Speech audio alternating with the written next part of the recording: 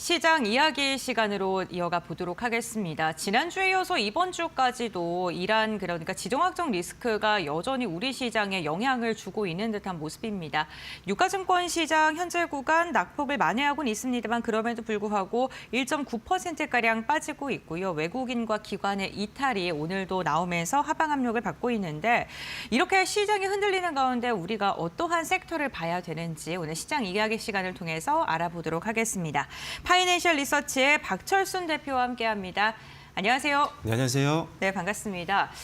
국내 증시 지난주 그리고 이번 주 내내 변동성이 큰 시장이 나타나고 있는 듯합니다. 폭은 좀 줄어들고 있는데 이렇게 등락이 거센 시장에 대해서 뱅크 오브 아메리카가 지금 거품이 있는 시장의 모습과 같다라고 이야기를 했는데요. 우리 증시의 방향성 어떻게 바라보고 계실까요?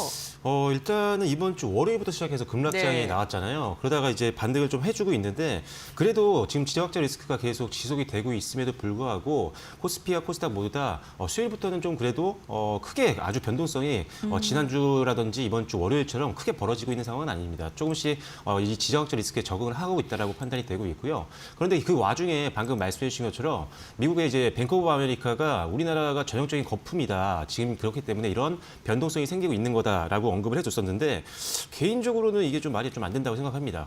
지금 뱅크 오브 아메리카의 입장은 뭐냐면 과거의 아시아 금융위기라든지 아니면 닷컴 버블 때 또는 2008년도 금융위기 때 이때와 같은 변동성을 지금 한국 증시에서 나타나고 있다라고 평가를 하고 있는 거거든요. 그런데 비교 자체가 하기가 좀 제가 봤을 때는 말이 안 되는 게 그 당시와 지금은 전혀 다른 상황입니다. 그 중에 가장 중요한 게 뭐냐면 우리나라 기업들, 특히나 상장되어 있는 기업들의 이익에 대한 부분들인데 그때와는 다르게 지금은 전 세계에서 가장 중심에 있는 기업들이 상당히 많아졌습니다. 특히나 우리가 알고 있는 삼성전자와 SK하이닉스, 지금 AI 중심에 있죠.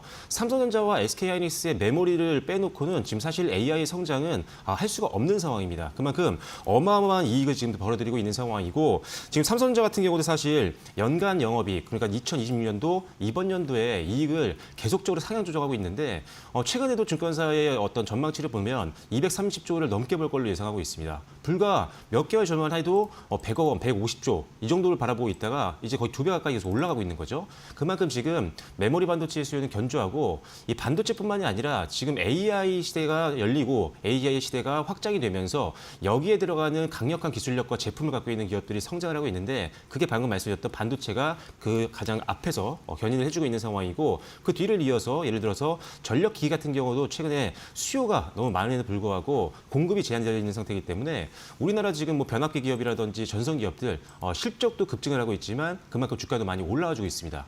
이런 기업들이 사실 과거 금융위기 때 많이 있었을까요? 아니죠. 그만큼 지금은 이제 우리나라의 증시를 버텨줄 만한 그리고 더 끌고 올라갈 만한 탄탄한 기업들이 많고 펀더멘탈이 탄탄한 상황에서 증액 기조도 유지가 되고 있는 상황이기 때문에 올해 또는 내년, 내후년에 실적 전망치를 감안한다고 한다면 현재 주가는 전혀 부담이 없는 저는 수준이라고 개인적으로 보고 있습니다. 그래서 상승 룸은 많이 열려 있으니까요. 뱅크 오브 아메리카의 어떤 좀 부정적인 멘트를 너무 신경 쓰지는 않으셔도 될 것 같다라고 말씀드리겠습니다.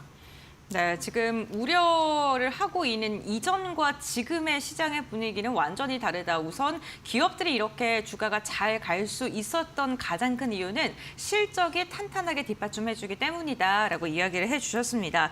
하지만 우리 시청자분들께서 걱정을 할 수밖에 없는 게 지난주부터 급등락이 계속적으로 나오다 보니까 진짜 증시의 대안이 도대체 어디인가라는 궁금증들도 갖고 계실 것 같고요. 결국에는 이번에 모즈타바의 그 발언으로 인해서 유가가 또 강세를 보이면서 결국에는 에너지 관련된 기업들 봐야 되냐, 그럼 조선주 봐야 되냐, 뭐 이러한 생각도 하고 계실 것 같은데요. 조선주 업황에 대해서는 뭐 여전히 긍정적으로 보실까요?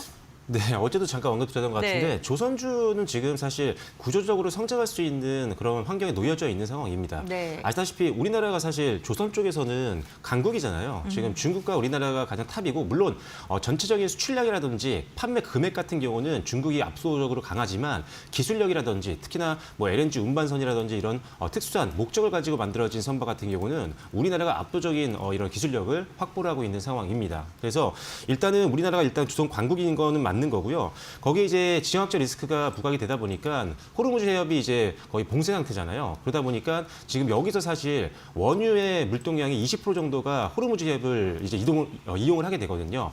이런 게 지금 이제 불안하게 되다 보니까 유가가 계속 급등이 나오는 거고, 그렇다면 에너지 문제를 해결하기 위해서 각국들은 노력을 또 해야겠죠. 그렇다면 호르무즈 해협을 통과하지 않고 가기 위해서는 이제 유턴을 하거나 예를 들어 좀 돌아서 가야 되는 그런 상황입니다. 그렇게 되면은 일단은 이동 거리가 멀어지기 때문에 단가가 비싸질 수밖에 없는 상황이고요. 그리고 이동 경로가 많아지는 만큼, 길어지는 만큼 배가 더 많이 필요할 수밖에 없습니다. 그래서 지금 LNG 운반선이라든지 뭐 초대형 원유 운반선이라든지 이런 것들에 대한 수요가 급증할 것으로 예상을 하고 있는 거고, 그래서 지금 사실 올해 우리나라 조선사들이 수주하려고 했던 수주를 예상했던 수주 전망치가 지금 계속 상향 조절될 가능성이 높다라고 시장에서도 기대를 하고 있는 거죠. 그래서 일단 기본적으로 우리나라는 조선업황은 지금 굉장히 좋은 상황이다. 그래서 일단 눌림목이 나올 때마다 담아갈 수 있는 종목이라고 보여지고요. 역시나 작년에 이어서 올해도 주도 섹터로 갈 수 있는 여지가 충분히 있다라고 판단이 되고 있고, 개인적으로 좀 기대가 되고 있는 것들은 이것뿐만이 아니라 조선 쪽 같은 경우는 상승 기대감을 가질 만한 모멘텀들이 상당히 많습니다. 이 지정학적 리스크로 부각된 부분들도 있겠지만 일단 기본적으로 지금 군함이라든지 아니면 MRO라든지 캐나다 잠수함이라든지 상당히 많은 호재들을 지금 앞두고 있는 상황이거든요. 특히나 이제 군함이라든지 이제 MRO 사업 같은 경우는 이제 시작 단계에 있는 산업이다 보니까 이게 만약에 본격적으로 가동이 된다라고 하면 지금 우리나라 조선소의 가치는 다시 한번 재평가를 받을 수밖에 없습니다. 그 가치가 더 높게 평가받을 수밖에 없기 때문에 이런 것들이 중장기로 우리가 투자를 할 수 있게 만드는 힘이 될 수 있는 상승 포인트다라고 보시면 될 것 같고요. 개인적으로는 일단은 캐나다 관련된 잠수함이 상당히 큰 규모인데 여기서 만약에 우리나라가 의미 있는 어떤 수주를 따낸다라고 한다면 아주 좋은 레퍼런스를 확보하는 거기 때문에 뭐 미국뿐만 아니라 캐나다, 미국이라든지 기타 다른 국가들로도 진출할 수 있는 가능성이 높아진다는 판단이고요. 중국 쪽이 조선이 강하긴 하지만 역시나 각국의 안보 때문에 사실 중국 선박들에게 중국 조선사 쪽으로 군함이라든지 이런 것들을 맡기기는 사실상 쉽지가 않습니다. 그래서 우호국인 우리나라 쪽으로 수주가 들어올 확률이 있으니까요. 이런 것들도 올해 조선주를 한층 주가를 레벨업 시켜줄 수 있는 요인이 될 수 있으니까요. 중장기 투자 포인트로 이런 군함이라든지 잠수함 수주 관련된 이슈들을 기다려보시면 좋을 것 같습니다. 네, 알겠습니다. 조선주 이야기를 해주셨는데 어제 한화오션에 대해서 좀 자세히 말씀을 해주셨거든요. 한화오션 말고 또 눈여겨볼 만한 다른 종목들이 있을까요?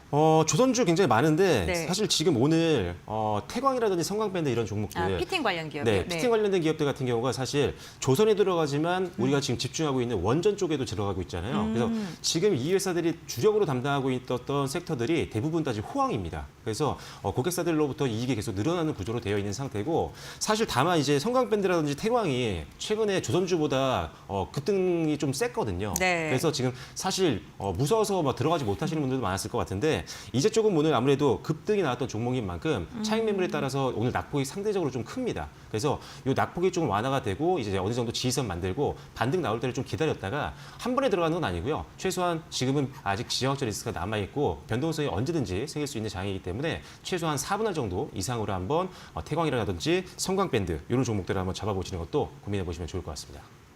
조선주 가운데서는 피팅 관련된 사업을 하고 있는 두 종목 말씀을 해주셨고요. 지정학적 리스크가 완화될 때까지 분할 매수 접근 유효하다라고 언급을 해주셨습니다.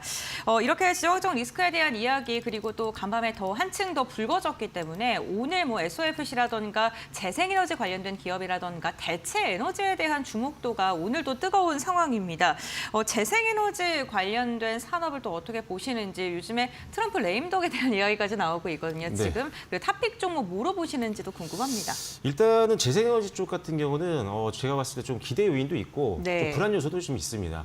일단은 기대감이 생기는 이유는 바로 이 지정학적 리스크 때문인데 이 지정학적 리스크로 에너지 안보에 대한 중요성이 더욱더 부각이 되다 보니까 일단 자국 내에서 쓸만한 전력들을 만들 수 있는 모든 것들을 지금 동원을 해야 됩니다. 그래서 지금 원전도 이제 본격적으로 짓고 있는 거고, 그리고 재생에너지 같은 경우도 지금보다 더 정부 쪽에서 그리고 민간 쪽에서도 투자를 더 많이 할 수 있는 가능성이 높아진다라고 보고 있기 때문에 최근 들어서 이제 재생에너지 관련된 종목들에 대한 기대감이 높아지면서 주가도 급등이 나왔다라고 보시면 될 것 같아요. 다만 이제 조금 제가 걱정이 되는 거는 역시나 가장 큰 시장 중에 하나인 미국 시장인데 트럼프가 사실 이번 정권에 다시 올라오면서부터 재생에너지 쪽을 사실상 죽이는 그런 정책을 쓰고 있었잖아요. 오히려 이제 화석연료라든지 이런 것들을 활용한 아니면 원전을 활용한 에너지 생산에 대해서 훨씬 더 집중을 하고 있었기 때문에 일단 이런 것들이 조금 어느 정도 해소가 돼줘야 보다 본격적으로 재생에너지가 좀 더 전체적인 캐파가 커질 수 있지 않을까라는 생각이 있습니다. 그래서 일단 미국 시장의 어떤 방향성을 계속적으로 체크하시면서 이런 것들이 확실히 풀렸다라고 했을 때는 조금 더 비중을 더 넣을 수 있는 그런 기회로 좀 삼아 보시면 될 것 같고요. 그래도 뭐 중장기적으로 재생에너지에 대한 관심도는 계속 높아질 수밖에 없는 그런 상황이기 때문에 집중을 좀 하시면 좋을 것 같습니다. 그리고 오늘은 또 대부분 다 조정을 받고 있기 때문에 태양광이나 풍력 관련된 종목들도 계속 올라가고 있지 못하고 지금은 쉬어가는 모습들을 보여주고 있는데 오히려 이럴 때 좀 잡아볼 수 있는 종목들이 있을 것 같습니다. 하나솔루션은 너무나도 대표 종목이기 때문에 너무 익숙한 종목이실 수도 있는데 하나솔루션이 가장 그래도 투자 포인트가 굉장히 많고요. 그다음에 추가적으로 주가의 어떤 변동성도 다른 시총이 작은 종목들 대비했을 때 좀 안정성을 가지고 있습니다. 일단 하나솔루션 같은 경우는 아시다시피 뭐 태양광 쪽에서는 가장 또 강력한 회사들 중에 하나고요. 우리나라에서 가장 큰 기업이기도 하죠. 일단 기본적으로 관세에 대한 부분들이 좀 해소가 된 부분 때문에 미국향 매출이 좀 늘 수 있는 부분들이 있다라고 보시면 될 것 같고요. 개인적으로 제가 기대하고 있는 것들은 이제 우주 쪽에서 이제 데이터 센서용 태양광이 이제 본격적으로 이제 가동이 된다라고 한다면 페로브스카이트라든지 이런 것들에 대한 기대감이 지금 높아지고 있는 상황입니다. 실질적으로 이제 하나솔루션 같은 경우는 올해부터 이 기대감이 높은 제품을 생산 앞두고 있는 상황이기 때문에 이런 것들이 다시 한번 가치 평가를 받는다고 한다면 하나솔루션의 중장기 주가에도 좋은 영향을 줄 수 있다라는 판단입니다. 그리고 이제 중국과 이제 대부분의 국가들이 중국산 제품들 특히나 이런 모듈이라든지 이런 것들 잘 안 쓰려고 하는 부분들이 있거든요. 그러다 보니까 반사이익을 볼 수 있는 부분도 있어서 하나솔루션은 이렇게 올라갈 때 사기보다는 눌림이 나왔을 때 천천히 분할로 담아가는 전략으로 대응하시면 좋을 것 같고요. 일단은 정고점 영역 58,500원 정도 선에서 저항 나올 수 있으니까요. 정고점을 1차적인 목표가를 보고 대응하시면 좋을 것 같습니다. 네, 재생에너지 부분에 대해서도 좀 긍정적으로 말씀해 주셨는데 그 가운데 태양광 한화솔루션 가격 전략까지 언급을 해주셨습니다. 최근에 재생에너지 하면은 ESS에 대한 기대감 속에 2차전지 관련된 기업들도 많이 거론이 됩니다. 사실 2차전지 보유하고 계신 분들 인터배터리와 함께 좀 날아가지 않을까 기대하셨을 것도 같은데 생각보다 2차전지의 반응이 그렇게 크게 오지는 않고 있습니다. 오늘도 에코프로가 4%가량 빠지고 있는 상황인데요. 2차전지 관련된 기업들 지금 담아도 좋을까요? 일단은 단기성 자금이라면 저는 좀 약간 반대이고요. 오히려 네. 중장기로 오래 정도는 볼 수 있다라는 여유 자금이면 2차전지 충분히 베팅 가능한 그런 섹터를 보고 있습니다. 일단 길게 본다라고 한다면 사실 2차전지 같은 경우는 지금 코스닥 시장에서 가장 대표적인 종목들이 많이 있잖아요. 근데 코스닥 시장 활성화 정책이 본격적으로 이제 가동이 되기 시작하면은 2차전지도 당연히 끌어올릴 수밖에 없는 거고 지금 계속적으로 나오고 있는 ETF라든지 아니면 정부의 정책들은 수급 유입을 더 끌어당길 수 있는 그런 것들이 상당히 많습니다. 그래서 2차전지도 제약바이오와 함께 더불어서 함께 올라갈 수 있는 대표 섹터여서 올해 조금 후반으로 갈수록 좀 강한 흐름들이 나오지 않을까라는 개인적인 기대감이 있고요. 다만 이제 반면에 조금 불안 요소가 좀 있는데 이게 지금 ESS 쪽에서 매출이 늘어나는 건 사실입니다. 그래서 전기차 캐즘을 극복할 수 있는 유일한 가장 현실적인 방안이 이제 ESS 쪽 매출을 늘리는 건데 사실 ESS 쪽의 성장률은 지금 캐즘을 완벽하게 만회하기에는 아직 그렇게 크지는 않습니다. 그래서 일단 그게 좀 아쉬운 상황이고 실질적으로 이 ESS 쪽에 들어가는 매출들은 지금 데이터 센터 쪽이 아니고요. 오히려 지금 우리가 앞서 말씀드렸던 태양광이라든지 아니면 풍력이라든지 이런 쪽으로 들어가는 ESS가 훨씬 더 비중이 더 높거든요. 그래서 실질적으로 신재생 에너지 캐파가 커진다. 시장이 커진다라고 했을 때는 ESS를 만들고 있는 기업들 같은 경우는 다 수혜를 볼 수가 있습니다. 그런데 지금 데이터 센터만으로는 전체 캐파에서 일부분을 차지할 수밖에 없는 상황이기 때문에 단기적으로는 전체 캐파에 주는 영향이 그렇게 크지 않을 것 같다. 다만 데이터 센터용 수요는 점점 늘어날 거기 때문에 저는 개인적으로 지금보다 그다음에 2분기보다 3분기보다 4분기가 ESS 시장이 좀 더 넓어지면서 시장에 주는 이익 기여도가 높아질 걸로 보고 있어서 그런 것들을 감안한다면 하반기를 보면서 중장기로 베팅하는 것은 좀 맞다라고 보시면 될 것 같습니다. 그리고 전기차 캐즘이 지속이 되고 있는 상황인데 이게 전체 배터리 시장, 전기차 시장을 보면은 그렇게 막 꺾이고 있는 것처럼 안 보일 수 있거든요. 지표를 보면. 근데 여기에는 대부분 중국산 이 전기차가 포함이 되어 있습니다. 이거 우리가 건드릴 수 있는 영역이 아니거든요. 중국은 자체 배터리를 쓰니까요. 그래서 중국을 제외한 이 전기차 시장의 성장률을 보셔야 되는 거고 그다음에 하이브리드 전기차도 포함돼서 이게 가끔 지표가 나오는 경우가 있는데 네. 이것도 빼야 됩니다. 하이브리드 전기차에는 굉장히 극소수의 배터리가 들어가요. 그래서 전기차 한 대 파는 게 훨씬 더 중요한 겁니다. 그래서 실질적인 순수 EV를 팔고 있는 지표 이런 것들이 어느 정도 성장기에 들어갔을 때 이때는 조금 더 우리가 2차전지 비중을 늘리는 시점이 왔다라고 보시면 될 것 같아요. 그래서 2차전지 투자하시는 분들은 이런 지표들을 계속 꼼꼼히 추격 관찰하시면서 베팅을 해보시면 좋을 것 같습니다.